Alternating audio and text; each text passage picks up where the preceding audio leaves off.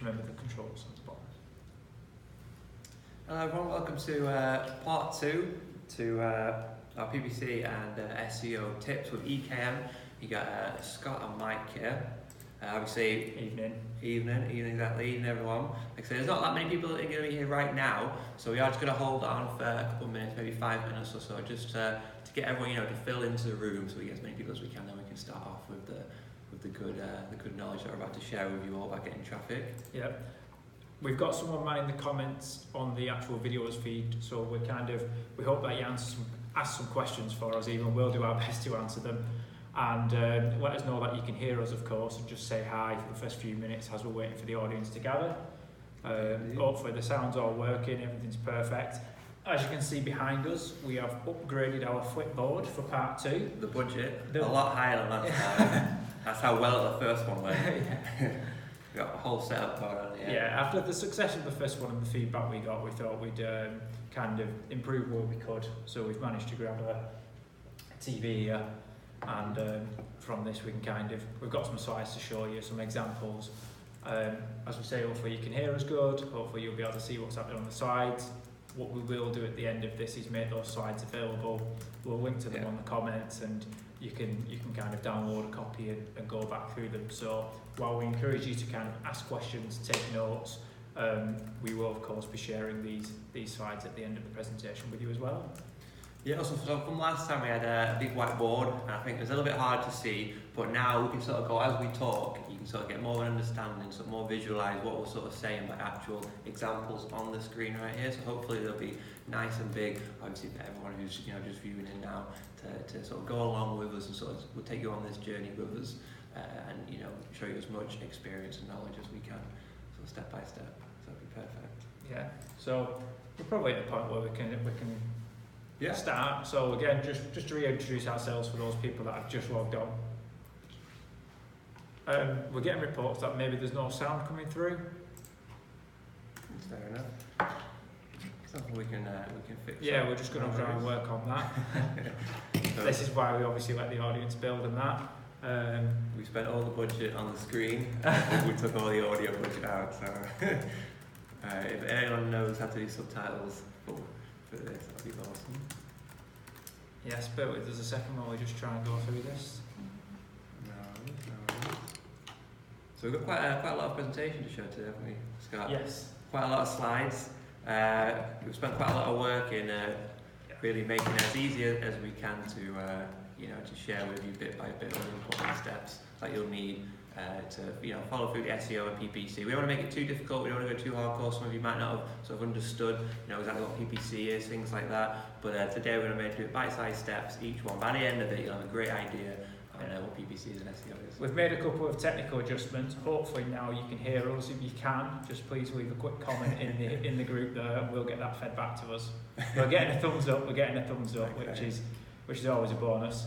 I mean, it does mean that we just talked in silence to each other for the last 5 minutes, but this is live, this is what happens. Very quickly running through what we did say is, this is Mike, I'm Scott. This is part 2 of our series that we've done. We won't go over it too much, but we've upgraded our whiteboard, and we've got a TV now with real slides on there, which we will make available at the end of the Facebook Live. So make some notes, ask us some questions, but don't feel that you kind of have to give up watching the video to write stuff down, because we'll make sure that the slides are all shared after the event. Yeah, so we're going to go step by step. We're going to go through all the main guidelines that you need to know, especially, you are getting into e-commerce, you are getting into building a store. These are really the things we're going to talk about on the slide behind us, going to be the foundation of, what you need to get started. So it's going to be really practical information. You're going to learn a lot from it, and I think at the end of it, you're going to feel a lot more confident in, moving forward with PPC and SEO. We've tried to keep this quite refined and quite simple, because we understand that while we both work in digital marketing, we're kind of covering a lot of new topics and a lot of new territory for people. So obviously the kind of online advertising, SEO are major subjects, and we are limited to time, and we appreciate that our audience, this is at a beginner level, so we'll be kind of talking you through the basics, talking about some options. We probably won't be covering all of it, because there's not enough time, and we don't want to kind of overload you with information. So, should we get started? Let's do it. So, let's go through all the bits. So yeah, this is the main sort of listing we're going to go through. Obviously, these are going to be the big important ones to sort of go over. We are going to go more into detail. So, talking about the options we've got, online paid advertising options. So, what are the options that we've got? Obviously, there are different platforms to do, marketing on, especially paid marketing. We're going to talk about Facebook, Instagram, we're going to talk about AdWords, Google, quite a lot. There's a lot of information to take in, but we're going to run down how it all works in that section there. Yeah. We've got, these sound like complicated words, but we're going to try and simplify these for you. But meta tags and meta descriptions, don't worry about what meta means. It's probably all programming words that don't matter too much. But that's the kind of technical gist to it, and a lot of systems still refer to it as that. We'll show you the other words that are also used and how important they are when it comes to coming to both sharing your content and how search engines work with your content. We've got the keyword research is a big part, especially through SEO. Keywords has a big part in PPC as well, especially with like AdWords. Keywords are going to be a big thing. Also, when you are making efforts to do SEO, you're going to have to use keywords quite a lot. So I'm going to talk about sort of what they are and sort of how they apply to your store. And obviously the different types of keywords, the idea of it is, making the algorithm search engines find at the same time be easy to read for humans. It's got to sell. And we've got some great examples of keywords in there and how you can find some of your own keywords to get you started really. We'll try and incorporate that on how you can use it on your online store, your website as well. So kind of really go down quite nitty-gritty with the keywords because they are really important. It's the basics of how search engines match what someone searches for through to what your website has got on it really, what's on the web page, what the content is in the world of e-commerce, what your product is and what you're selling. And then the final one is the importance of a good product description. And when we say good, there's a few factors into it really. There's the keywords that we'll be mentioning, there's kind of emotive copy, there's unique's a big thing. We see quite a few shops that copy and paste descriptions from either competitors or from the distributors or suppliers, and it doesn't get you very far. It might seem real, and it is real, but the fact is, especially when it comes to search engines, they like unique, fresh, meaningful content. And if 5 websites are all using the same thing, it's very difficult for them to choose one to show to people when they search for your products. Yeah, no, 100%. So I think product descriptions a lot too, even the conversion rate, like you say, with motived product descriptions, that play a big part in convincing someone to purchase from you. It's not just the features and benefits, it's how is your product so unique to everyone else? Why should they stay on your store and purchase a product that you have? What makes it different? And obviously that ties into the SEO routes as well with keywords. Having keywords not just in the titles, but also in the descriptions as well. You're going to have those keywords put all over the page and all over the internet. So Mike touches on a very good point there as well, that you've got to remember that while we do talk about search engines a lot, search engines will never buy your product. It's human beings, it's real people that they need to find it, and that's where the search engines come in, that's where your advertising comes in. But the actual decision to buy is made by a real human, and your kind of content, your website has got to be able to get them over the finish line and check out. Perfect. Awesome. So we've got online paid advertising. We're classing it as small businesses simply because this is useful, as I say, at a beginner level, and not everyone starts off as a huge business. So there's a lot of online advertising platforms really. We're focusing on the ones that you can kind of get started with really quickly and provide the kind of biggest opportunities and the biggest wins for someone who's starting out.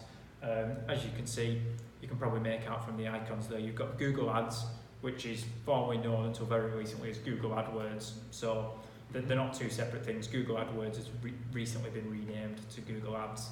And you've got Facebook, and also off the back of the Facebook advertising platform is Instagram. Like I say, the biggest one out there for PPC is the Google Ads, or Google AdWords as it was called. That's the biggest one by far.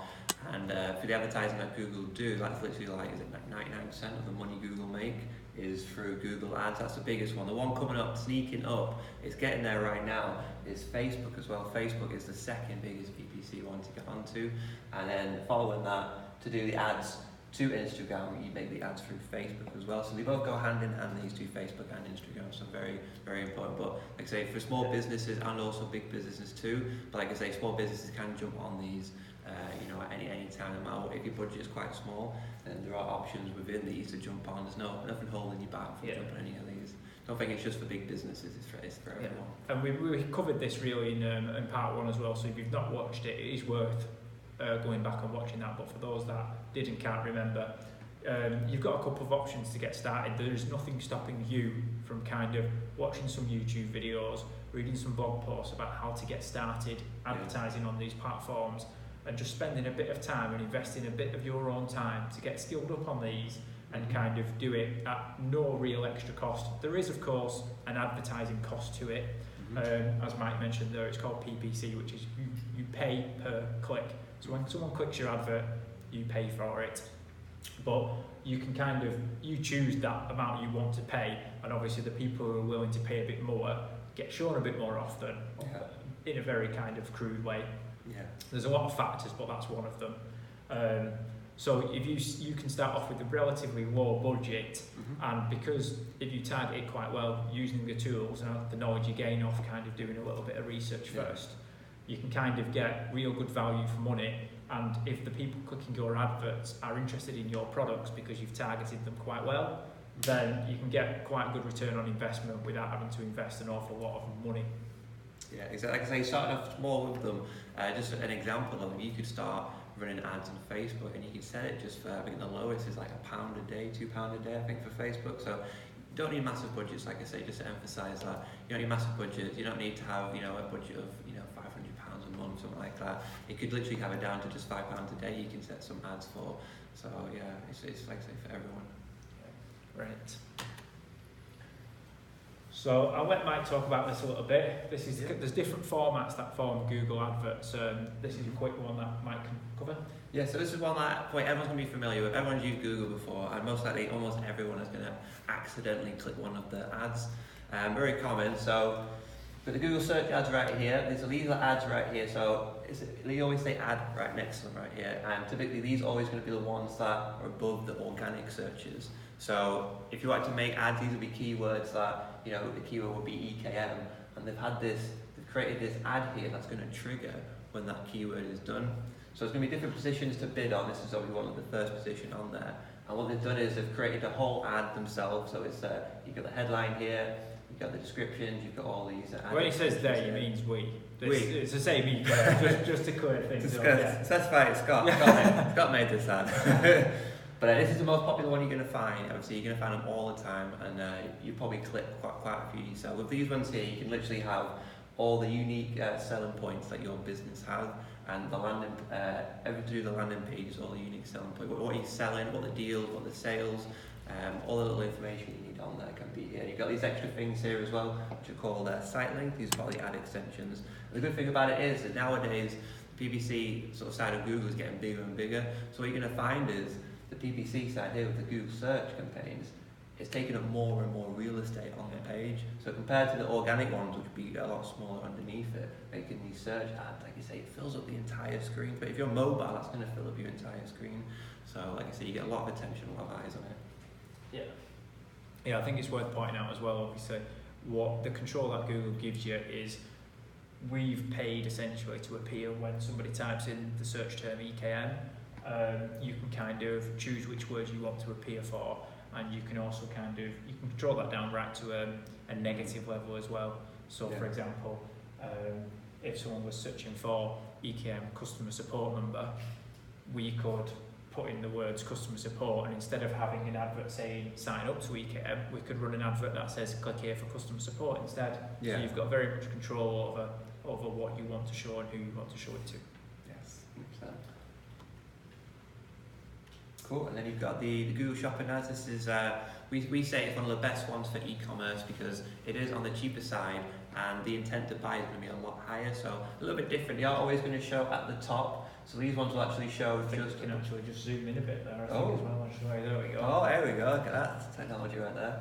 It's for all the budget, by the way. So, like I say, these are the shopping ads right here. The ones at the top. How these work is they'll take basically the product title, got the pictures, it'll take them all from your store, and basically there's a tool called software called Google Merchant, and you'll upload all the items you've got on your store, it'll process it, and then you can pull it straight into Google and you can run shopping ads straight from your store. So if you change something on your store, you know, you can have it automatically update every 24/7. You update your prices, it'll update the prices on these ads as well. So it's a straight, directly live stream straight to right here. So the good thing with this is you've got, rather than just having the search things here, you know, shop for Nike trainers, some things it doesn't tell you, it doesn't show you the picture, you know, it might not say the exact price for that item. This one here is really specific to the item. So right here, if you're looking for running shoes, and we have, let's say, Adidas men's running shoes, it will show you the exact picture, the title, the price, the description, all the sort of things like that. So if someone clicks on your ad, they know exactly what it looks like, how much it is. So they have a really high intent to buy. So as we say, the e-commerce, you know, shopping campaigns are really good for e-commerce. What's quite interesting there, and two things that are really important. Mike touched on it earlier before we zoomed in, that as you can see, the shopping ads appear above even the text ads on Google. So even if you're already running kind of text-based search ads, the product ads appear above it, and even further down here is your organic stuff. So Google, obviously, because Google earns so much money off adverts and advert clicks, they are pushing the organic stuff that when we talk about search engine optimization, SEO, all about becoming top of Google. You know, top of Google now, this isn't top of Google anymore, this is top of Google. Even though if you start, we've got some more examples I think later on, but if you start asking Google questions, you know, like which Nike trainers are best for X, you'll start to see even more things coming in, kind of like questions that you can ask and boxes of answers that appear. So SEO is still very, very important, but obviously like becoming top of Google, the top is very different depending on what you search for now. And going back to my example about using negative keywords to not appear when certain such terms, it obviously comes into finding the right balance between should you appear or should you not. For example, we've actually searched for Nike trainers, if you can see that lower. We've searched Google for Nike trainers, and while a lot of Nike trainers have come up, so have Adidas trainers. Google's obviously picked up on the fact that actually some people might be searching for Nike, but Adidas is a good alternative. They make good trainers. People might choose to it. It depends. Some people have like real high brand loyalty, so they won't. So what you could actually do is if you were this merchant here, for example, Foot Locker sell Nike trainers and they sell Adidas trainers. What they've probably done is said, when someone searches for Nike trainers, show, but don't show any products that are Adidas, because they wouldn't want Adidas products to show to die-hard Nike fans. It's actually Adidas who are coming up there, so they're probably being a bit cheeky and saying, you know what, let's see if we can get our ads in there with Nike, because you know they might prefer the look of our shoe, or even the reviews, or what they've done there is said that as part of the offers you've got a 100-day returns process. You know, if Nike aren't offering that, it's a good selling point, and why not give Adidas a try if you can return it for free in 100 days? There is a bit of a difference between the two as well, in terms of, we were talking about budgets and prices before, and one of the great things actually, if you're in the e-commerce game right now, when we're talking about shopping campaigns, especially shopping ads specifically, are usually most of the time going to be cheaper than the search campaigns right here as well. So if you're in an e-commerce game, which I imagine we're all in, or we're in an e-commerce game, the shopping ads are the ones that you need to keep your eyes open for. Yeah, and as we say, because you only pay when someone clicks on your ad. You can show millions of times it'll come up, you won't pay a penny for that. And because it's visual, you know, if people don't like the look of your product, they won't click it, you won't pay for it. So, whereas with a text ad, they don't actually see the trainer. With the actual shopping ads, they can. Definitely. I think we've got a question coming here. How unique do product descriptions have to be? It's hard sometimes to deviate from the facts. It's the tempting language description, I assume, is what you are talking about, being more unique. Yeah, 100%. Good question, thank you.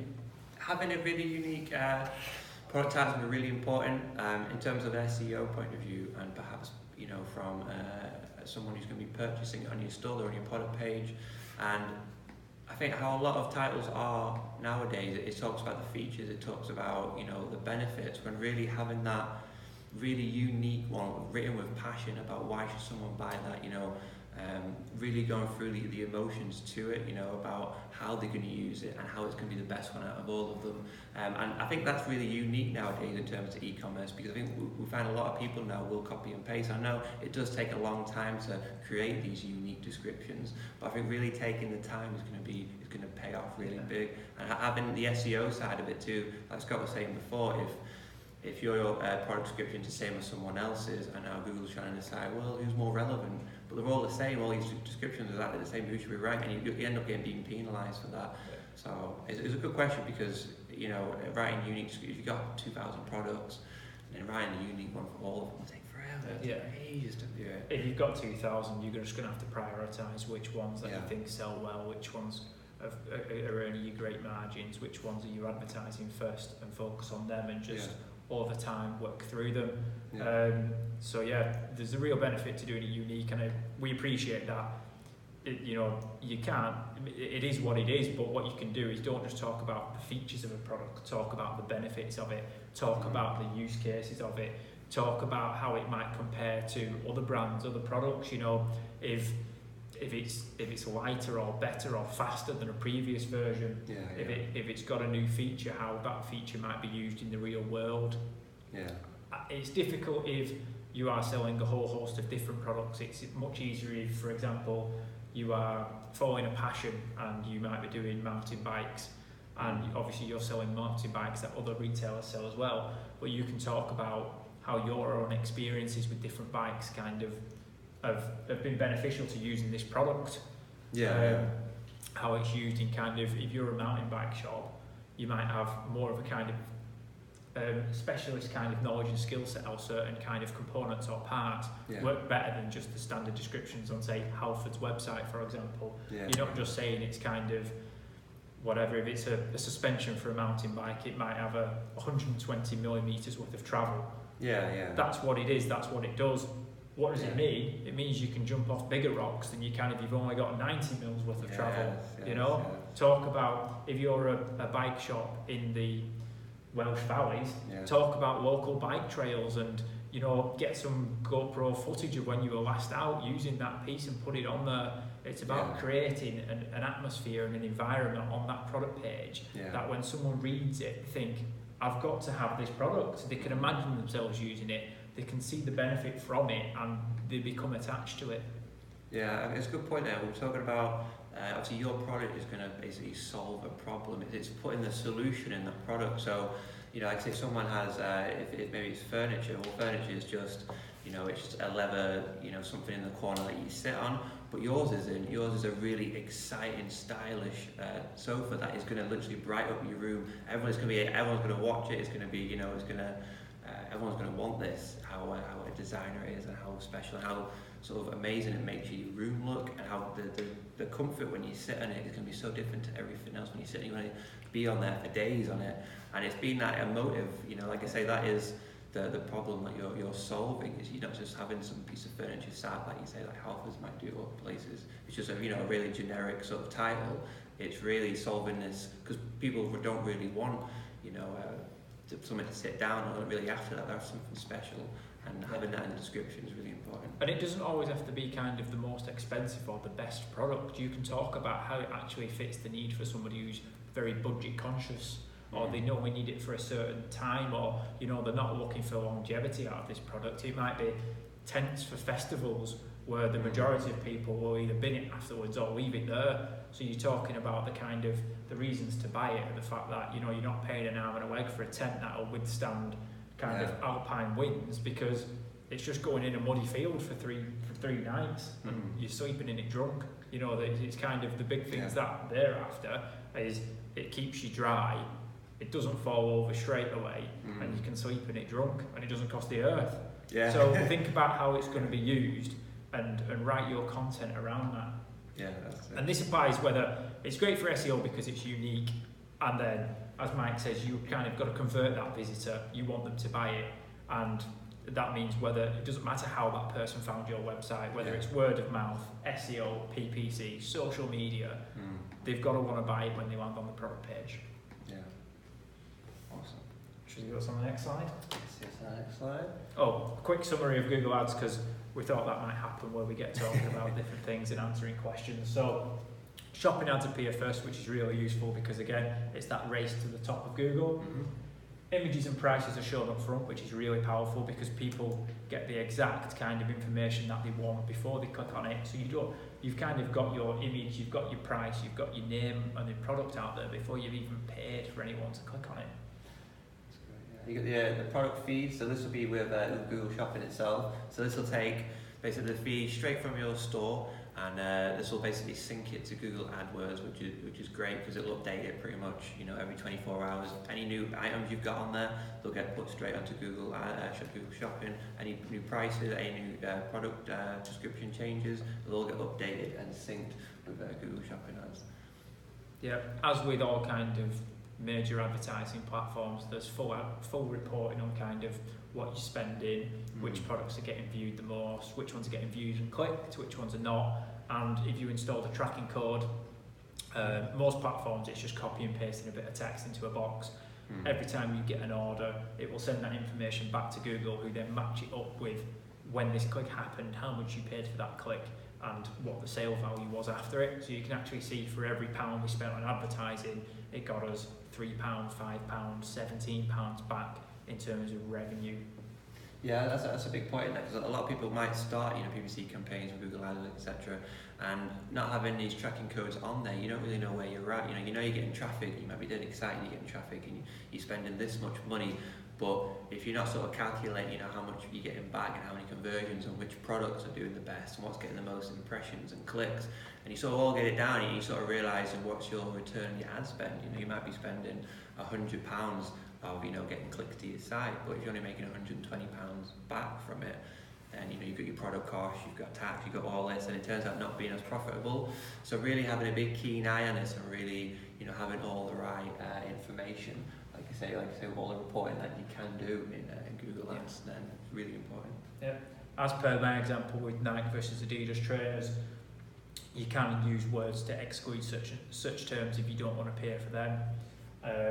And the Google kind of advertising model for the majority of their products is you pay when someone actually clicks on your advert.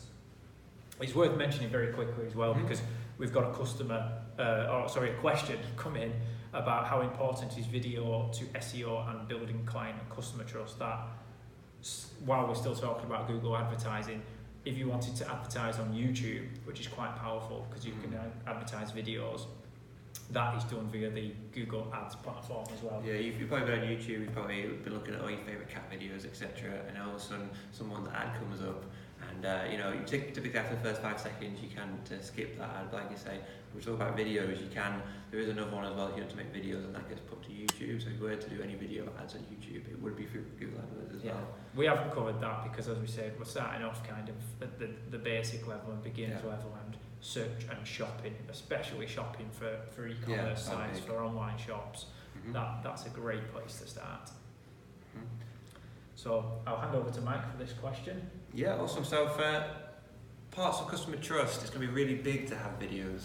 I feel like most e-commerce businesses, I think you're really missing out if you don't have videos on your page, because the amount of trust that you need to build with someone coming to your site and getting their credit card out, putting it into your store, you need to build a lot of trust with people. And if you've got a video of who you are, and you know, it's your company, your business values, it's who you are as a salesperson who is selling it, you know, can they trust you to do it? You know, it's the customer service is going to be great. Can you show them, you know, your team and who you're working with and how things get maybe produced or made, or how it sort of all works together? They get a big understanding on you, then that's when they really build trust with, you know, with your products and you as someone to buy from. So in terms of that, I mean, we've had a couple of PPC clients as well, which you know, they've done a lot of videos about their business, and they've got all the team in it, they've got all the branded tops in it, and it just oozes trust because it's just so uniform, and it's just so, you know, it's this family business that you just want to buy from. And I think doing that through images and text is one thing, but why not just have a 5-minute video which is dead quick? A good fact for you, the second biggest search engine in the world after google.com is youtube.com. So the amount of searches that happen there, so it is very important for search engine optimization and getting kind of brand exposure and product exposure. With it being a Google-owned product as well, they obviously kind of give the videos quite high priority in the Google search results. Yeah. So Google tries to match the kind of intent of what you're searching for. So if you're searching for a product, it will show you kind of product results. It kind of tries to gauge that. Yeah. If you're maybe searching for different types of products that are maybe high value or quite complicated, or certainly if you put the word reviews in, then it will actually, again at the top of Google, maybe underneath the product listings, or if there's no product listings, it will show you video snippets from YouTube. Yeah. So that's how you can get real exposure quite quickly, because what you can do is if it's a new product release, certainly, if you get a video put together and publish it on YouTube, and we're not talking about like filming Titanic 2, we're talking about getting on your phone, getting a tripod from online, usually like £10 to £20, just so it's steady. That's all we're using now. An iPhone on a tripod, and you just have to get in front of your product, talk about the features, talk about the benefits of it, talk about what you know. There might be hundreds of features in a product, but you know your audience best, you know what people will buy this for. Talk about that.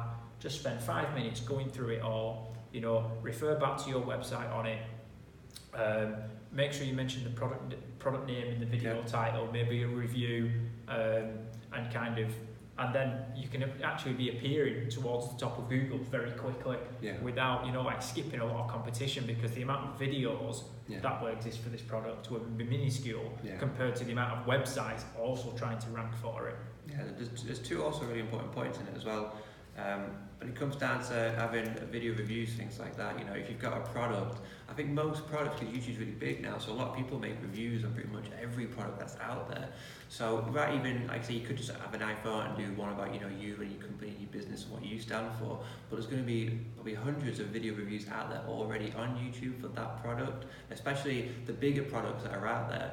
There's a lot of convincing to do to make them sort of buy, and having those video reviews out there really gives a sense of like, oh, it's going to be okay to buy this. All these people find it really good. 5-star here, 5-star here. This person's breaking it apart. You've got all these pictures of your product, but to really have a video that goes all around the product, exactly how it works, how it moves about, and also user guides too. If you've got products that are like £1,000, £500, whatever it is. People might be a bit put off because maybe it's a bit to do with technology, maybe they don't really quite understand it, so you've got this video guide to sort of go through, how to use it, and that will make people feel really like, oh, I get this, I can understand this, I'm going to purchase it. So, and they get a real sense of the actual size, scale, use cases for the product. If it's a rucksack, for example, or a speaker, they can see how big it is compared to something in real life, a person, a table, any other kind of object that you've got there. And there's another side to SEO of it as well, where the bounce rate is quite an important side of SEO as well. And the longer someone's on your page, obviously Google will find that the keywords that you've got on your page are really relevant, because people who come on your page have stayed there for quite a long time. And so you can get a small sort of hack to it. If you've got like videos on your page and people are watching it, that'll keep people on your site longer as well.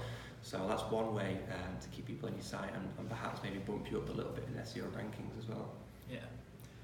Before we quickly move on to Facebook adverts, we'll just do a quick recap for those that have joined us since the very beginning and introduce ourselves. I'm Scott and this is Mike. We're from EKM, and we're just talking about options for online paid advertising for online shop retailers.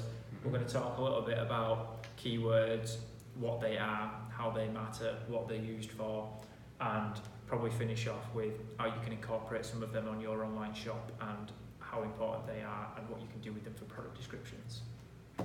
Perfect. Facebook ads. So these are a slightly different style than obviously Google, because rather than being a search engine and matching keywords, they appear in your Facebook feed. Facebook are forever expanding where their ads appear across the different stuff. So Facebook feeds on a phone, it's just as you scroll they appear. On the desktop it can be in the middle, it can be on the right hand side. Facebook Messenger has started showing ads now as well. You've got the article section, you've got like a video section, there's loads of different areas now. You've got quite a lot of options, to be fair, because Facebook, it's not just the big area in the actual feed. Now it's going to be all around the page now, so you have a big choice of where you can market on Facebook, what areas to market. Yeah, if you can see that kind of quick demonstration of one there, you can use a bit of text up at the top to kind of talk about your offer, talk about what it is and why people should buy from you. Again, similar to Google Shopping ads, you can feature actual live products from your shop, which are pulled back from a feed. They include the product name, the product's image, the price, and a shop now button that upon clicking that, whoever's viewing that will be taken straight to the product page. They've kind of got all the information that they can buy off that. Yeah. And I suppose that's an important thing that is worth touching on, that both Facebook ads for product ads and Google Shopping ads, when people click those ads, they will be taken directly to that product page. That's important to remember, because what we've seen over the years is that people spend a lot of time obsessing over the homepage of their online shop, of their website, and they'll get a lot of great advice about videos, about trust symbols, about including product, reviews, including the fact you've got free delivery, and they put it all on the homepage, which is good. But if someone clicks on a product ad, they skip all that, it's gone. So you need to be thinking about that. View your product page as though that's the only page anyone will see when they are buying from you. So you make sure you're incorporating those trust symbols, make sure you've got clear delivery information and returns. Anything that people need to be able to buy needs to be visible on that product page. Doesn't have to particularly be in the product description or on the product image. You can use the space above and below and down the sides. Don't cram it full of stuff. Just be aware that if it's important and it helps kind of get the person over the finish line and checking out, it should be on there, because quite often they've got avenues to be able to skip your homepage. Yeah, it's interesting because, like I say, all the traffic will go to your product page, not your homepage or anywhere else, and most likely it'll stay there. 99% of people will be there, and that's it. They'll either leave or they'll purchase. So we've had a couple of sort of customers that we've had, and we've got one that makes his own furniture, so it's all bespoke. He goes out and cuts down the trees, and he'll make it all from scratch, tables, chairs, lampshades, and all that. But to anyone coming on the product page, it's just some products that he's got from somewhere else. And he thought, because he's got on a different page that it's all handmade, he'll show you where he got it from, what area, how old the tree is, like 200 years old. It's so unique. It took 3 months to make, and the amount of passion he put into it. But he thinks that people will just sort of go off to other pages and find out information. Whereas if you've got all that on the product page, through, like you say, through video. I mean, video's a big one, because without having to fill all this space up and sort of cram it all up, you can have a video that will express all these things. Really, really important, especially to do with your refund policies and shipping, how long it might take, an idea of how much it's going to cost. Is that price the real price, or when I get to the checkout, will it be a hidden price that's going to be £4 extra? Having all these things on that product page is huge. Don't skip anything out, because you'll fill your homepage with all these banners and all these great promotional deals and all these trust symbols and logos, but they'll have a big empty product page. But good point. We've gone quite quickly over Facebook there. It's worth talking about the different options you've got on Facebook. We showed a quick example there of a Facebook product ad. Facebook differs, as we said, to Google in the ways that you can target people. Probably the best way for a lot of online shops to get started is use what we call retargeting adverts, which are when somebody actually visits your website and views a product. It stores a little bit of tracking code to say this person viewed this product, they're obviously interested in it. Then when later on, if they don't buy and go to Facebook, you can show them that product again in Facebook. So it's really cost effective, because of course you're only advertising to the people that you know have already shown some interest in your product, because they viewed it. And from there, obviously you can just kind of really show any products that they've seen. You can target them whether or not they've bought. If they did buy, then you don't have to show them that, or you could show them related products. You can be quite clever with it. It's got kind of like a lot of different targeting methods. You can target people by demographics. So you may have a fashion website for females, dresses, women's suits, that kind of thing. If you know that the majority of your shoppers are going to be female, you could set up an advert and say, okay, I want to target females between this age range, even in this location. If you know that, it's I don't know why, but a certain type of product sell well in certain areas. Certainly the UK, you might go, I only do UK shipping, so you'd go, okay, only Facebook users in the UK who are female, who are aged between 18 and 29. and then you can start showing your products to them as well. Yeah, and getting really deep into the interest as well, because like I say, if you are selling a certain type of dress or product, you can find groups that people are invested in on Facebook. So let's say if you're selling a type of dress that's quite sort of unique and a bit different, now you can target people who like that sort of dress, who actually be interested in that, or maybe there's other brands, or maybe there's other celebrities that are known for those dresses. You can target those people as well, or if there's groups or like say magazines, things like that, you can target them because you'll know they have an interest in it. Or maybe if there's other stores, like dresses stores, things like that, you can target people who like those stores. So you're really getting, really finding down the target in here. So you're targeting people who will definitely like those items. Whereas AdWords is a bit different. It's more so like keywords and typing in things out where you're actually choosing who you're going to target on Facebook. So it's very different but very interesting. Yeah, so you've got a couple of avenues, as we say. We recommend that certainly you do the Facebook retargeting, especially if you're running Google AdWords already or Google Ads, because you're paying to bring qualified traffic, people who are interested in your products to your website already. Yeah. Not all of them are going to buy. That's just natural life. People will click on an advert and they'll go away and think about it, or they'll do a bit more research. So if they've viewed your product and you've already got quite a well-structured advertising campaign that converts quite well, so you know you're bringing in the right type of people. For those that don't buy there and then, if you start showing them Facebook adverts afterwards and bring them back to complete the purchase, you could even, if I pop back to that advert there, you could even do an advert for that people have viewed it maybe once or twice, put in an offer code and say, finish your purchase 5% off. And you can put the code in there. You're only showing it to people that have already been to the website. You've already paid Google to bring them to your website. Yeah. So you might as well pay Facebook a little bit extra to get them over that finish line and get them to complete the checkout. And it'll just increase your kind of return on advertising investment so much.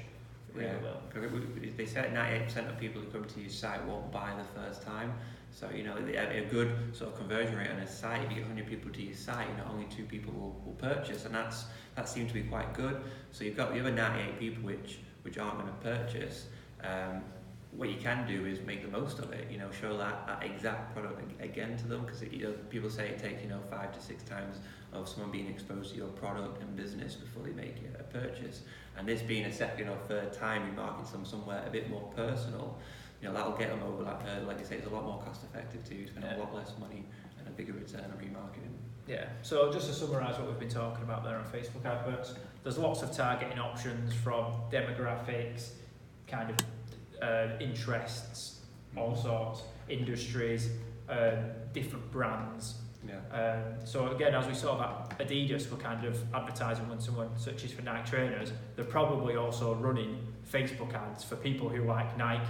So anyone who's shown an interest in Nike and that are also on Facebook, show them adverts for Adidas trainers, because they're obviously trying to get people to switch over. Yeah. It's very cost effective for retargeting. Similar to Google Shopping, the images and prices are shown up front, so people can kind of decide whether they want it there and then.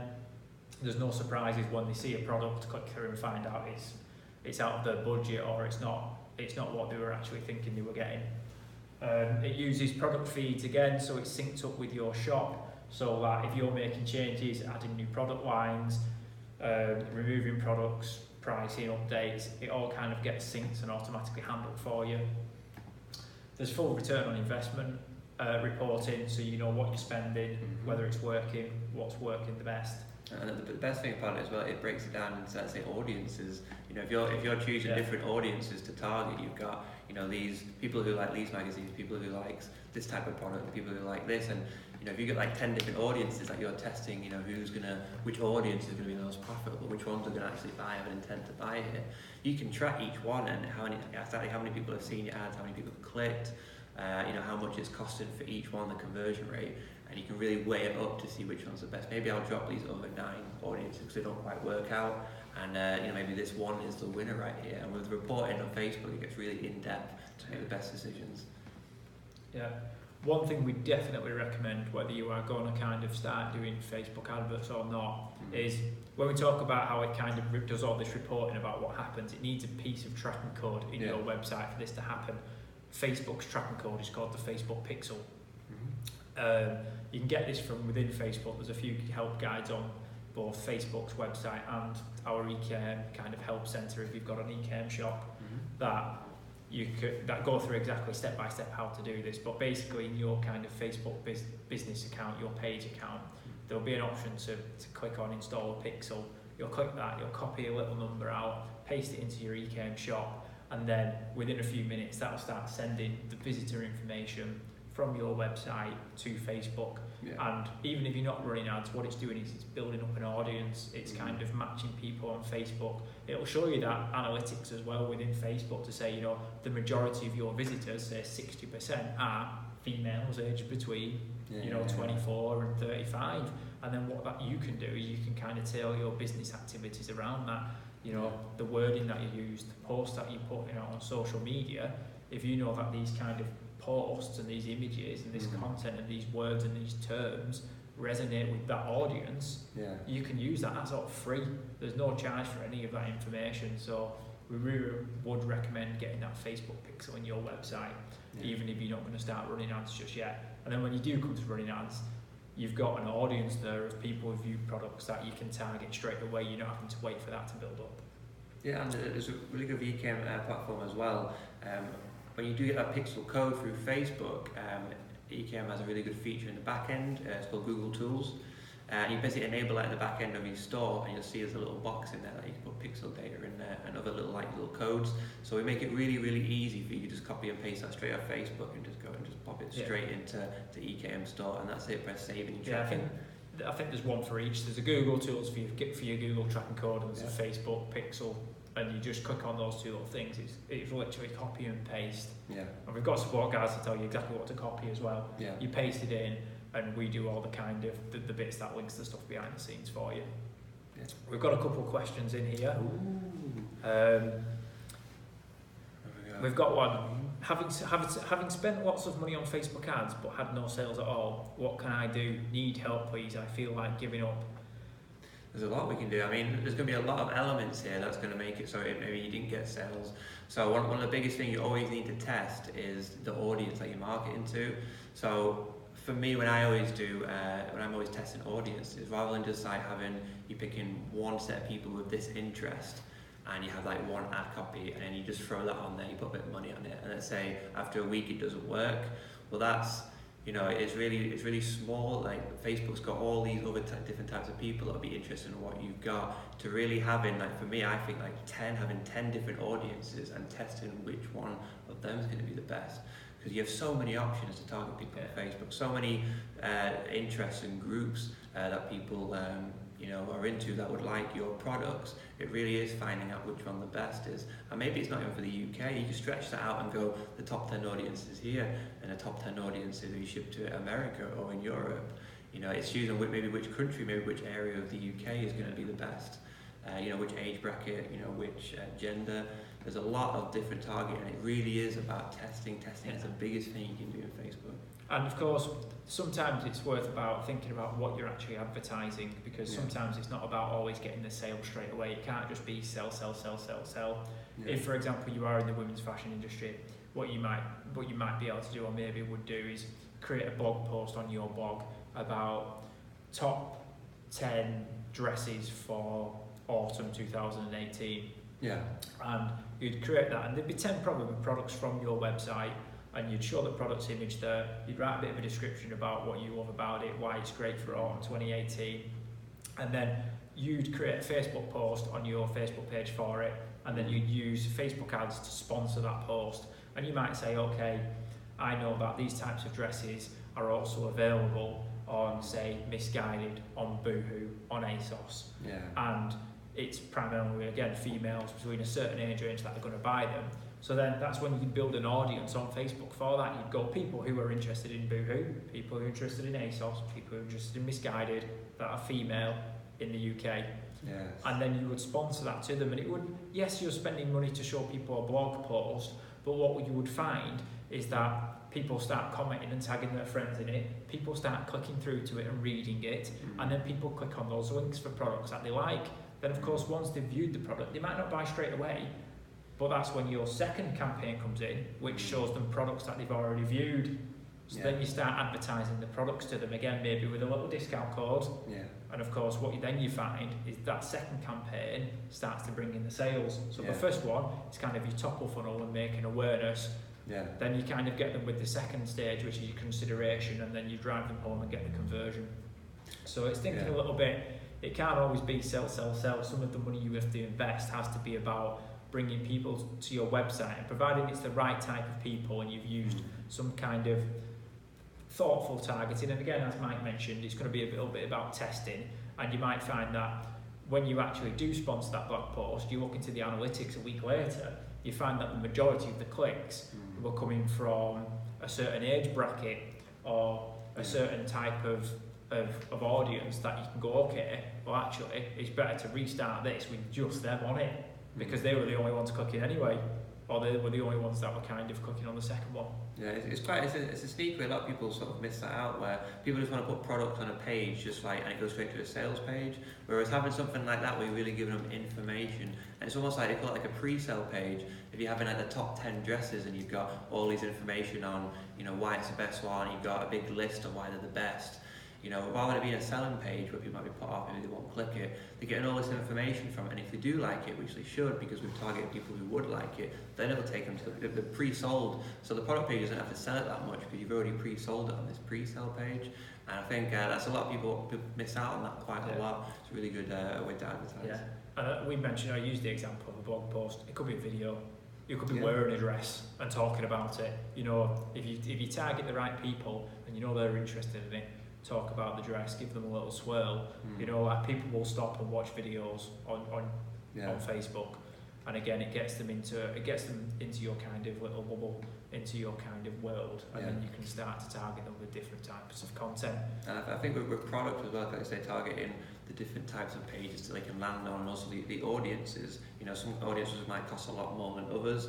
And also the product as well, because you might be putting a couple of products across there, but maybe that's the wrong products for those audiences. You should keep always testing products. When I do my own Facebook testing, I'm always testing, you know, like 5 to 6 products a week, not just of audiences, but the actual products, because maybe the product I've got just isn't a right fit right now, and it might cost me a little bit of money to, you know, to find all this data out. But once I've got it and I found the right product with the right, you know, audience, and it all comes together, it's going to be really profitable, and it's going to pay for all that money you spent earlier on. It's worth us mentioning as well that if you are an e-com shop owner, we can do this for you.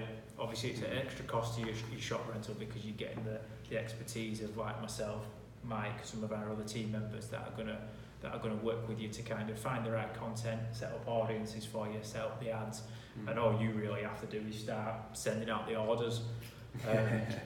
The dream, yeah.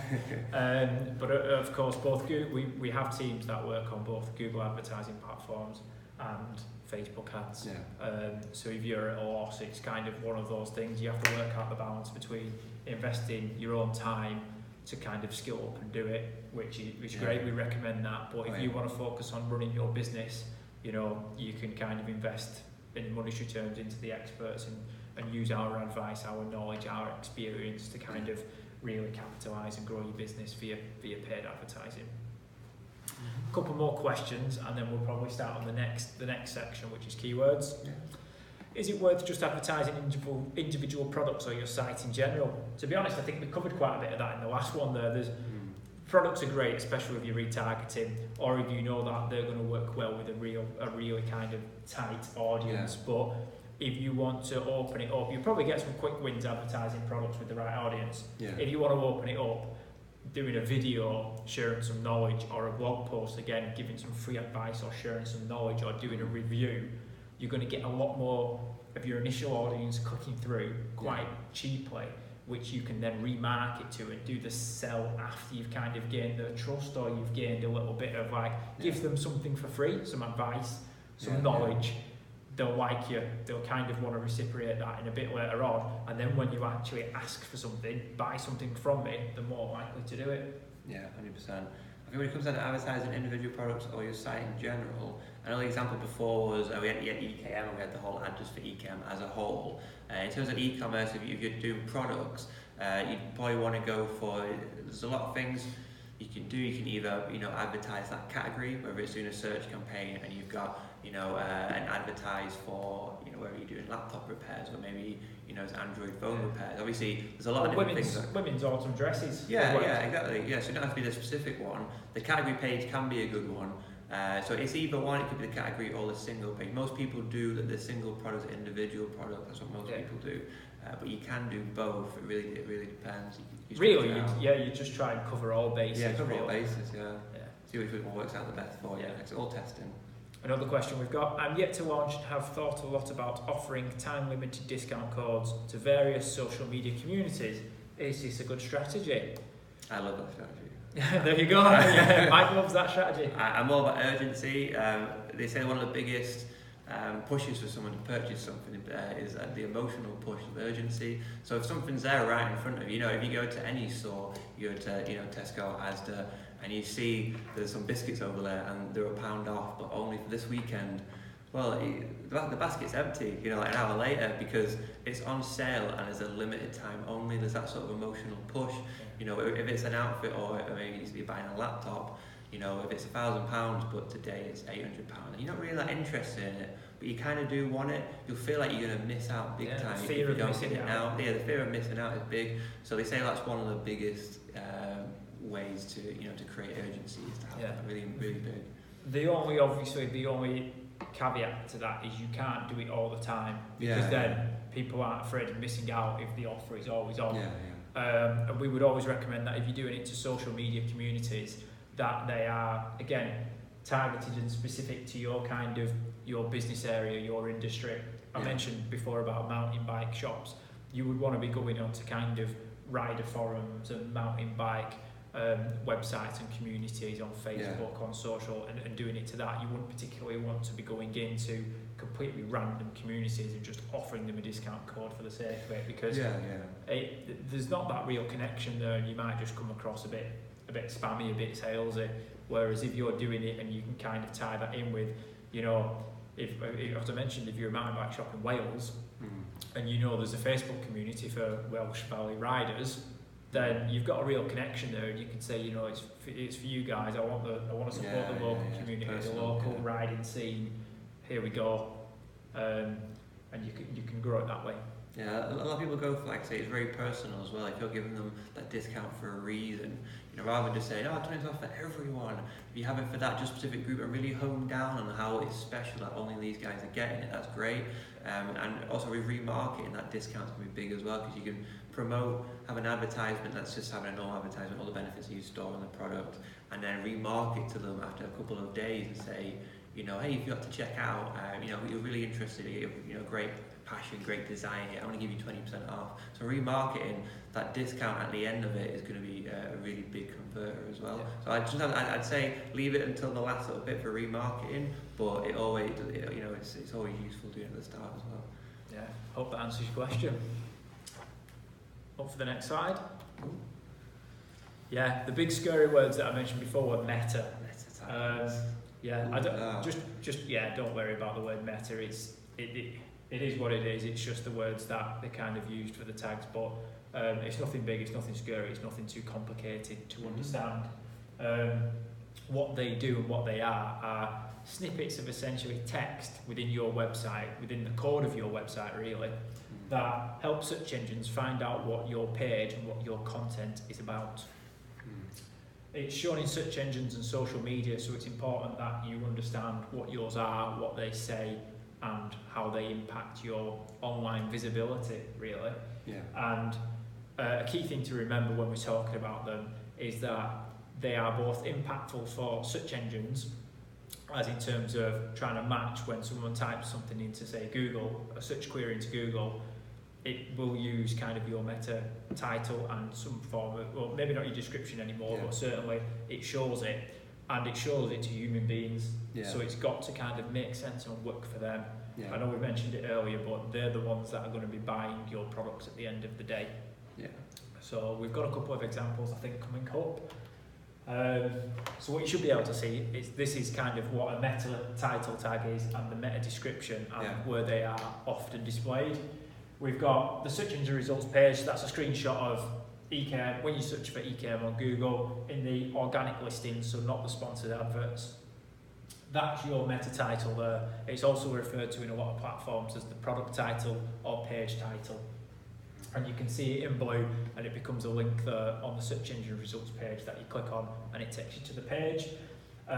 We've also highlighted the meta description there, which again, in a lot of content platforms, including EKM, you can kind of customize and set. Yeah. One thing worthy of note is that sometimes Google will actually change that to what it thinks the customer or the shopper or the searcher actually wants to see. Yeah. So you can kind of spend time crafting your own, which we would recommend. However, it's not 100% guaranteed that your version will be shown. If Google decides that some content on the page is more relevant than the description you've written, it will pull that snippet out and show it as your meta description, for example. I think we've got a picture of one shortly. It's also shown in your browser, your web browser, in the tab. As you can see, you get a different sizing of it because it won't fit the entire thing on the tab there. And when you share your link on Facebook, so that's kind of a snippet of the Facebook sharing tool. So when you kind of write a status and paste a link, it will try and grab whatever's on that page and show a preview of it on the search engine, both Twitter, Facebook, they show it. So again, it's important that it makes sense because it's going to get shown to people. Yeah, perfect. Have you got anything you'd like to add there, or should we move on? I'd say it's quite important to have these on, like you say, to have it. EKM has this sort of setup where it'll sort of generate one for you, and it'll be a really descriptive one on your page. We're going to talk about keywords later on, and having because these ones here were set, these are actually handwritten, from the, handwritten, these meta titles here, and you can see how if the page was sort of to decide what the page says, then it might come out a little bit confusing, maybe not as selly, or maybe it doesn't look that great. But if you can handwrite it yourself, how professional it looks, straight to the point, exactly what that page is about, the description of what it's going to talk about, and be able to handwrite that, especially for, like I say, users who are going to read it, people are a lot more interested in clicking that. So it's really important. We'll get down to sort of how you can change these. Yeah. So, as I said, we've got a few examples of this because it's often seeing it is much easier to kind of consume and absorb it. So, we did a quick search there on Google for the best Nike trainers for running. And within the search engine results page, this was the top result, and Nike's own result was a little bit further down the page, and it was quite a good example to highlight both where somebody has spent a bit of time crafting a good product title, and then Nike's where it's a little bit simple and a little bit basic. Nike ranked quite well for it because it's the official Nike website, but if this was an unbranded website, then this would be buried in like page 6, page 7 of Google, to be honest. Obviously, we've searched for quite a generic-ish term. It's obviously got a little bit of more intent than just Nike trainers, because we're after the best Nike trainers, and we're after them for running. And the top result there, with a nice, really kind of laid out and clear page title, meta title, is 15 best Nike running shoes reviewed and rated in 2018. And then it's actually got the brand of the website on the end, which is Nicer Shoes. And what that does is somebody reading that can actually get a real gauge of what the page is about. It matches their intent. They're after the best Nike running shoes. It says they're reviewed, so we're going to give you more information about why they're the best. Yeah. And it says they're rated, and it's 2018, so it's relevant, it's up to date. Yeah. You don't want to be reading something like the best Nike trainers from 2016 because you might not even be able to buy them anymore. Yeah. So the fact that they've got all those little things in there, it's kind of, Google has decided that that's really good for someone. And when you see that in the results, especially compared to Nike, which if you can see at the bottom just says running shoes, full stop, Nike.com UK. Yeah. That's it. Which one are you going to click on if you're looking for the best Nike running shoes? Yeah. It's not going to be running shoes. It's going to be the one that says, here's the best ones. We're going to tell you why they're the best ones. And it's going to be the best ones right now in this present time. And because you can actually choose what it's going to say in this title and in the description, because you can actually match the keywords that you want to sort of rank for. So if someone's typed in best Nike trainers for running, as you see the bottom right here, it's got running shoes, but that's pretty much it. Whereas this one is almost like exactly what you want to rank for. It's best Nike running shoes. So you're ranking, over Nike for this because this is how relevant you are. You're matching so close to what someone's typed in here. you've got it in the description, you've got it almost word for word in the title right here. And not only does it talk to Google to say, hey, what you've typed in here, I'm going to show this one because look how relevant it is. But rather than just being filled with keywords and just things like that, it's actually, like Scott said, it's for humans as well. It's really precise, it's really selly, it's really exactly what you want to click on. Yeah. So it's both for both ways. And what is worth pointing out, I don't know, you probably won't be able to read it, but the actual meta description, which is this point underneath, taken from this website, it's Google again, even though it said it's the best page, it's the top result for this, it's decided it's going to overrule the kind of site owner, and it hasn't chosen, because we looked into it a bit further, it hasn't chosen the standard product description, standard meta description. It's got content from the body of the page, which can happen especially on e-commerce products. Rather than using your set description, it might find that part of your product description, for example, matches the searcher's query or intent or question better, and it's going to show that instead, because Google wants the best results for the end user. So it's kind of overruled the website a little bit and said, yeah, you've got the best product title, you've probably got a great result, but as it turns out, what you were saying was your description about the page, it's not that good, so we're just going to go ahead and get some content from it that seems to be a bit better, that we think. So, and it goes. So, keywords, they help search engines understand what the user's searching for and match it with your content. They differ in difficulty and intent. That's a good point, because as we saw, the Nike running shoes or Nike trainers, for example, if you were searching for Nike trainers, Nike are going to be coming up top regardless of what the meta title is or the meta description is. They are Nike trainers, they're gonna rank high. And then the people with big marketing teams, your JD Sports, maybe your Sports Direct, they're coming in second and third. Yeah. That means that if you wanted to try and get your website or your product, your category for Nike trainers ranking high, you are going to really struggle just basic kind of Google terms like that. Yeah, so the question is, well, what sort of can we do? What's the easiest? What's the best way to, actual practical information? And rather than having sort of the smaller keywords where, if it's like running shoes, things like that, or you're just talking about, paint dresses, having a longer keyword is really going to play out for you. Because like I say, there'll be so many websites that are ranking for running shoes where, like we typed in before, if you've got blue running shoes for, running or like mountain or some destination or somewhere where the keywords are actually a lot longer, these longer tail keywords, you'll be able to rank for those because there's not that much competition. Not many people are going to be competing for these words as well, so you're most likely going to show above everyone else because you're the most relevant person for this search. And the bonus of getting a little bit more specific is that there will be more intent from that person who's searching for it. So if someone's searching for Nike trainers, what do they want Nike trainers for? You might be selling Nike cross-country trainers, you might be selling Nike fashion trainers, you might be selling Nike trainers for like running or football, for example. You don't know what they want. They're kind of right at the very start of their journey into getting a pair of Nike trainers. If you can rank for and get people coming to your website when they search for men's blue Nike trainers for fell running, very then you know someone's kind of decided that they want a pair of blue trainers for going out fell running. As we've already talked about, if you can get stuff on your website about how these trainers are great for that exact activity, if you've kind of got a little video showing it, even better if you've been out running with them on and you've kind of got some little review there, when they hit your page, they're much more likely to kind of invest in you and buy. 100%. Another thing about keywords, when you're looking at them in that, it's quite useful to use similar words. So, for example, you might use trainer, you might use running shoes, the kind of interchangeable phrases. It helps Google build a bigger picture of exactly what your page is about, what your products are about. And it doesn't matter then what people kind of touch in. If you were to kind of use the same ones over and over, it's not great. You want to be using natural language that people can describe your products with.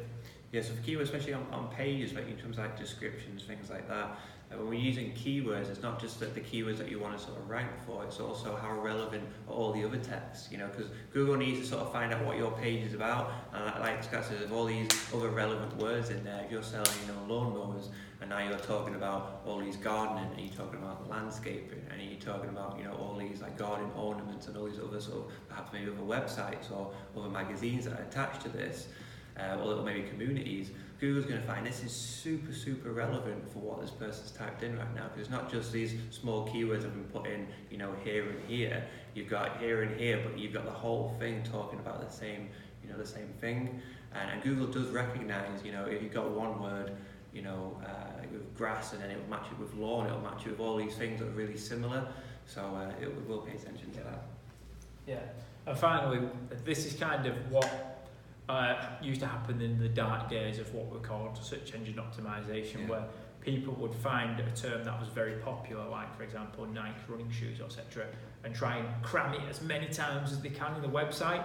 So you ended up reading kind of the content on the page, and it was very difficult to read as a human. It was cringy. It was like, the best Nike running shoes for when you are out running. We recommend Nike running shoes for all running activities. Buy your Nike running shoes here. And it did go through a little bit of a phase where the more times you mentioned it in the very primitive days of Google and whatnot, the higher you ranked. But that swiftly got clamped down upon, and now you're probably actually going to get penalised more than anything. So it's about making sure that when real people read it, it makes sense. And providing you're talking about those kind of things that it's relevant for and people are searching for, then you can get some traction. Yeah. Again, moving on, I think we've got a couple of examples of where you can actually go and have a little look around for keywords. Yeah. Cool. So here's one of the ways to find keywords. You're probably thinking, well, how am I going to find keywords? What are the popular keywords that I should be ranking for? If I've got a product, there's so many words I can put in front of it and behind it, but obviously I want to get, a lot of traffic to the site. I want to rank. So one of the ways to do it is you can actually look through, and Google actually will tell you what are the biggest searches to do with what you've got or your product. So if you are selling, running shoes or Nike trainers, you can put in, words after it like for or at or whatever like that, and it will fill in all the most popular ones. The most popular one being at the start here. So we've got best Nike trainers for, and the most popular It's ones. worth pointing out that this isn't any special tool. No, it's free, absolutely free. There's obviously lots of hardcore marketing tools out there that you can pay hundreds of dollars a month for, that will give you a lot of insight, a lot of in-depth. But with this being for beginners and for people who haven't done anything like this before, we've kept it really simple. Really simple, yeah. The tools are accessible and they're free to anyone. This is Google. Just go to Google and start typing in your kind of type of product or what you may think people search for. And before you finish typing, it'll come up with suggestions that other people have already searched for. So it's a really good example there actually, because we've got really broad ones, really competitive ones. We've got best Nike trainers for running, gym, walking, wide free, okay, fairly broad. And now we go down to best Nike trainers for gym classes and arch support and netball. These are a lot more niche, these are a lot more specific that people aren't ranking for. So these are a couple of ideas that you can get. You can have some of your products and you can put them in like this and find out what comes afterwards, what are people searching for, and find ones which maybe aren't as competitive, because you'll be able to rank with these way quicker. And again, if we cycle right back to the beginning of this, we had a question in about like writing product descriptions and how do you make them unique. If you know that your product fulfills kind of that need, that they are great trainers for netball, you might be selling 4 or 5 different pairs of Nike trainers that are all very similar. Yeah. You can kind of pick one and say these are great for netball. And the reasons why, because they're great for indoor courts and outdoor courts. Yeah. The soles kind of non-marking. They're gonna the laces come really quite high up on there, and you can tie them really tight, so you're not going to get blisters when you're moving from pivoting and side to side. I don't think pivoting's a thing in netball. I don't know. Very big thing. That's all we do. And again, you can kind of searching for best Nike trainers for netball, you can kind of go on a bit more about netball in the product description. At the end of the day, you're writing about the same pair of trainers you've had before, but you've actually kind of tailored a need and a use case for these trainers. Yeah. And you can try and rank for that, and you can kind of, when someone does click it, they're interested in netball, They're going to kind of relate to your content and why you've written that. Yeah, awesome. I think that's at the top of Google as well, of course, where you actually enter your search box. There's some great free advice at the bottom of Google as well, right there, where you can actually, like, choose which page you go to, which I don't think many people often do. They probably try and search for something else, but at the very bottom it will say keyword search is related to what you've searched for. So while we did best shoes for running, for example, what you've got there is best night running shoes 2018, because again, as we mentioned before, people want relatively new and relevant content. But also best night running shoes for flat feet. So you're extending it in past just the point for running, but for flat feet, for high arches, for men, for women, for children, for boys, for girls. You can kind of expand your reach a little bit without being too exact, because you can focus on those kind of different search terms. Yeah, I believe these are actually the most popular ones associated with them. So rather than typing in 4 and it'll give you a list of sort of popular ones, these are the ones that sort of are the most popular ones right now. So yeah, they can definitely use that great information for keywords. Yeah. So what we're going to suggest is you take these then, and then like sprinkle them, use them in your product descriptions. When you're talking about your meta title, your page title, you're going to be including these phrases, these words in it. It's still got to make sense for somebody who's reading it, but this is where you're getting your ideas from, rather than calling it just Nike trainer or Nike Pegasus trainer.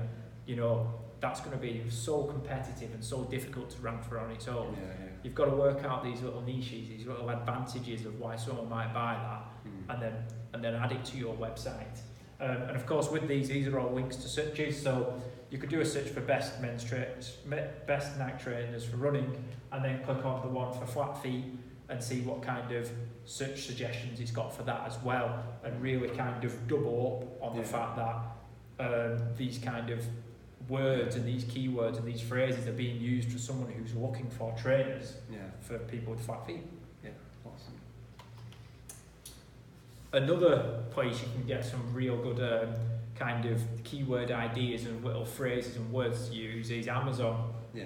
Obviously, a lot of people use it for shopping, but over time what they've done is built this huge category structure, because they've got such a big catalogue, that they've identified how people kind of browse their products and how people look at them.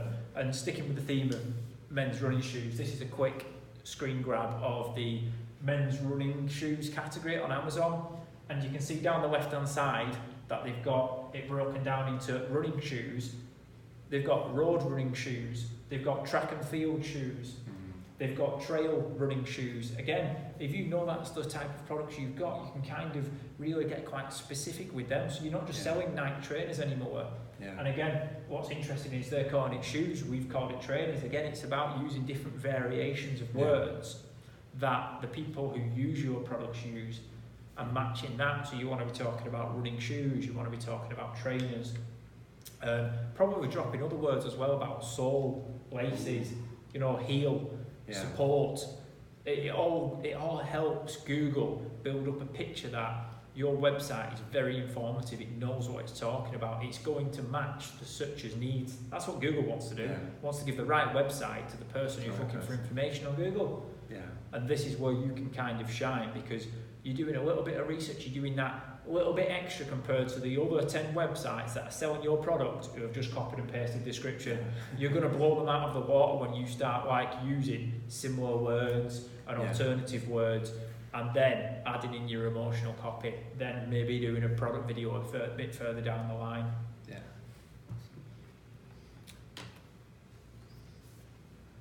So this is kind of finishing us off, I think, towards the end of where we're at in terms of pulling it all together. We've covered obviously your paid advertising options.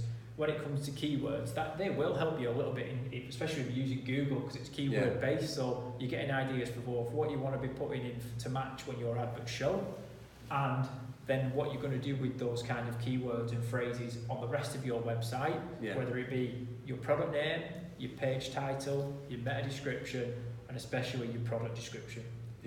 Just bring it all together, start incorporating these kind of words, start writing your own content.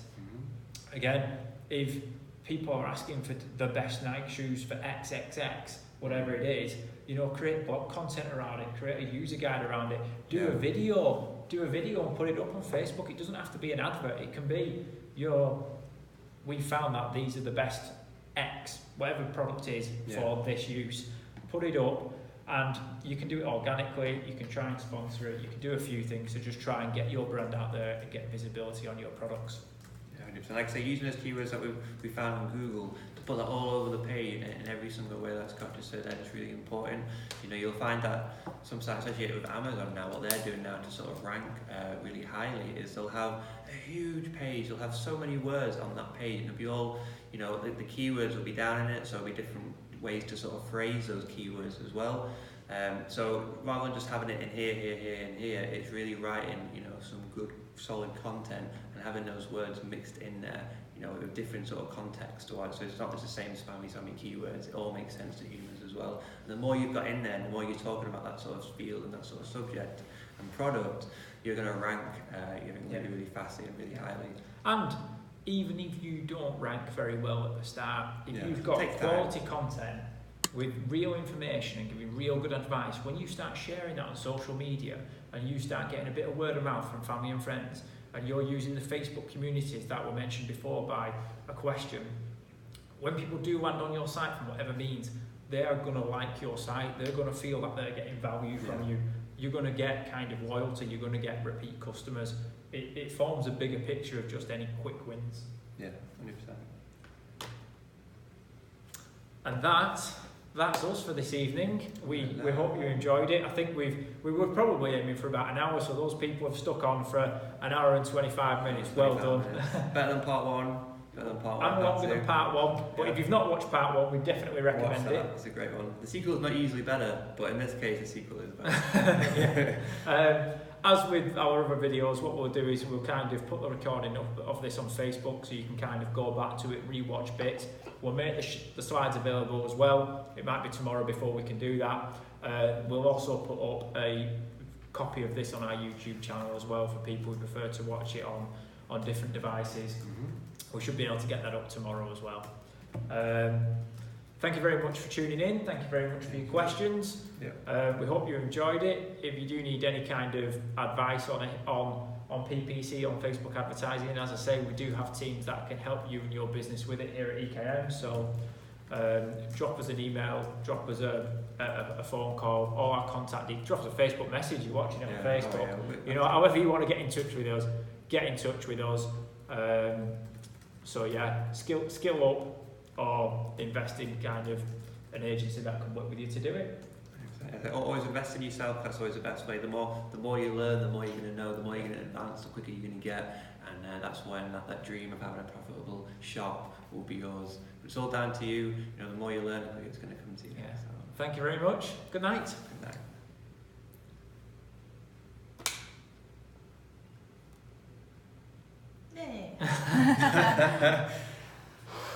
Yeah, I'm not surprised.